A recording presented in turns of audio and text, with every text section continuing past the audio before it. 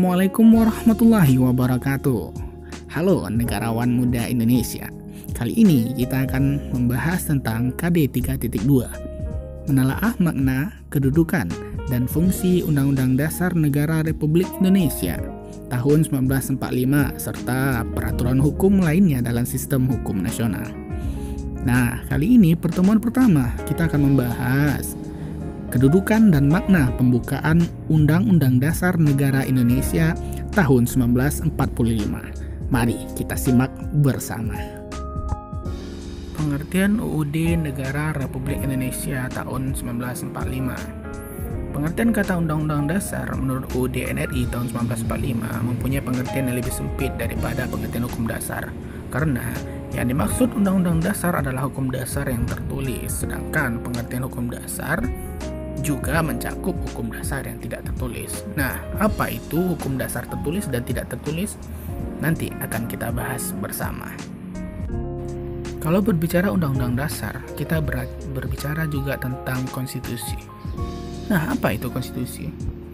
Kalau secara bahasanya, konstitusi berasal dari bahasa Prancis, yaitu constituer, artinya membentuk. Adapun dalam KBBI, konstitusi adalah segala ketentuan aturan tentang ketatanegaraan.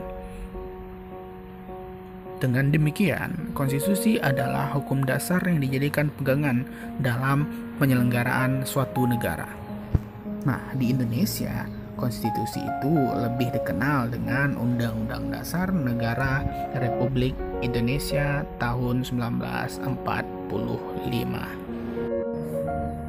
Konstitusi atau hukum dasar itu terbagi menjadi dua. Tadi di awal sudah disinggung ya, ada dua, tertulis dan tidak tertulis.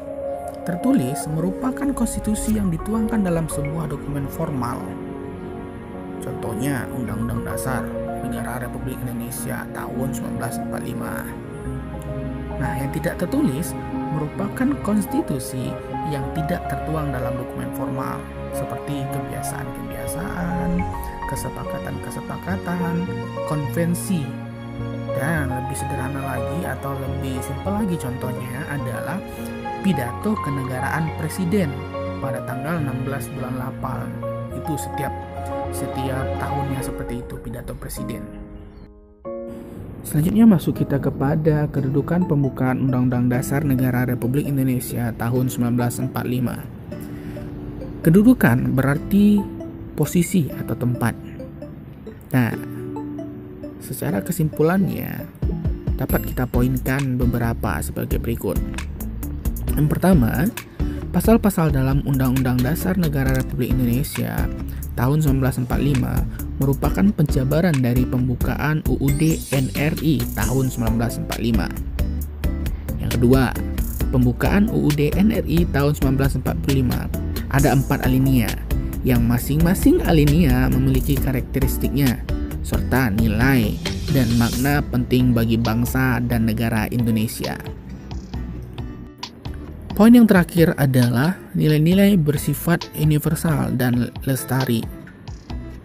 Universal adalah berarti nilai-nilai dalam pembukaan Undang-Undang Dasar NRI tahun 45 tersebut dapat diterima oleh bangsa di dunia karena mengandung penghargaan terhadap hak asasi manusia.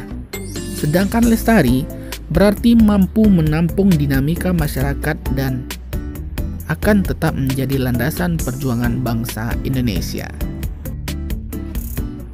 Selanjutnya kita masuk hubungan antara pembukaan UUD NRI 1945 dengan proklamasi kemerdekaan Indonesia. Dapat kita simpulkan menjadi 3 poin. Poin yang pertama, pernyataan kemerdekaan disebutkan kembali pada alinea ketiga pembukaan UUD NRI tahun 1945 yang bunyinya, atas berkat rahmat Allah yang Maha Kuasa serta dengan didorongkan oleh keinginan luhur supaya berkehidupan kebangsaan yang bebas, maka rakyat Indonesia menyatakan dengan ini kemerdekaannya. Poin yang kedua adalah pembukaan UUD NRI tahun 1945 ditetapkan bersamaan dengan ditetapkannya Presiden dan Wakil Presiden pada tanggal 18 Agustus 1945. Kita tahu pada tanggal 18 Agustus 1945 itu adalah ditetapkannya hasil sidang PPKI. Poin yang terakhir, pembukaan pada hakikatnya merupakan pernyataan yang terperinci dari adanya cita-cita luhur bangsa Indonesia. Nah, apa itu cita-cita luhur bangsa Indonesia? Yaitu ada 5: merdeka, bersatu, berdaulat, adil, dan makmur. Kita masuk bagian yang terakhir, yaitu makna alinea pembukaan Undang-Undang Dasar Negara Republik Indonesia tahun 1945. Alinea pertama.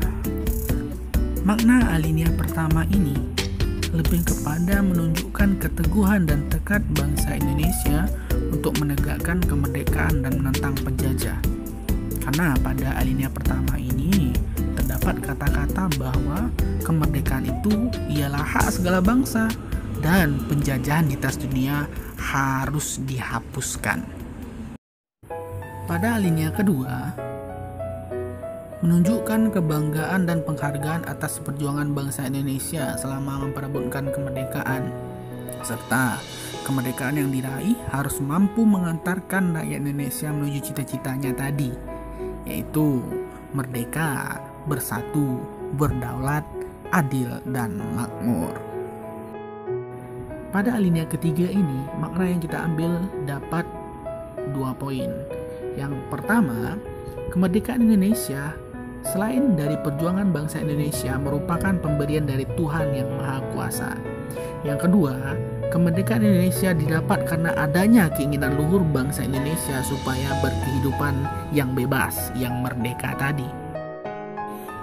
Alinea keempat, memuat prinsip-prinsip negara Indonesia, yaitu tujuan negara yang akan diwujudkan oleh pemerintah negara, yaitu memajukan kesejahteraan umum, mencerdaskan kehidupan bangsa, dan ikut melaksanakan ketertiban dunia. Yang kedua, ketentuan diadakannya Undang-Undang Dasar. Yang ketiga, bentuk negara, yaitu bentuk republik yang berkedaulatan rakyat. Selanjutnya yang terakhir, ada dasar negara, yaitu Pancasila. Sekianlah materi kita pada kali ini. Semoga apa yang disampaikan tadi Ananda dapat memahaminya dengan baik dan mempelajarinya berulang-ulang dan ulang. Oke, sampai jumpa pada materi selanjutnya. See you and keep spirit, tentunya selalu tersenyum. Dadah.